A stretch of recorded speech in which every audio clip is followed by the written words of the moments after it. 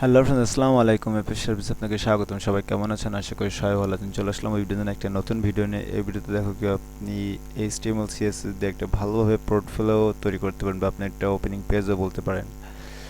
তো দেখতে পাচ্ছেন আমাদের ওয়েব ডিজাইনের যে পোর্টফোলিও পেজটা, উপরে দেখতে পাচ্ছেন মেনু নিয়ে আছে, তার পাশে নিচে পোর্টফোলিও একটা লেখা আছে, দেন উপরে মেনুগুলো আছে। মেনু এখানে হোভার সিস্টেম করা আছে। আমি যদি এখানে মাউস নিয়ে যাই দেখতে পাচ্ছেন কালার চেঞ্জ আছে। আমি যদি অ্যাবাউটে নিয়ে যাই, এখানে হোমে নিয়ে যাই, রিনেম নিয়ে যাই, পোর্টফোলিও নিয়ে যাই, সার্ভিস, কন্ট্যাক্ট, আমি যেগুলোই নিয়ে যাবো সেগুলোই হোভার সিস্টেম হবে।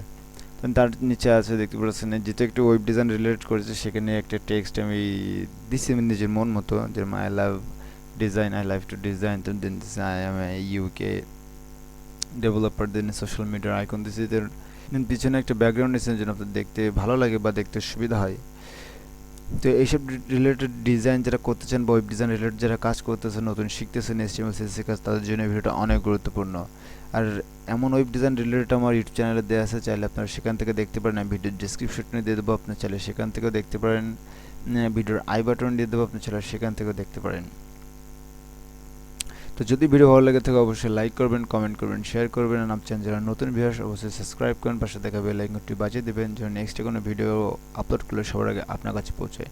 তো ডিজাইনে সব কিছু দেখিয়ে দিয়েছি, দেন এখন করার সময় চলুন ভিডিও শুরু করি।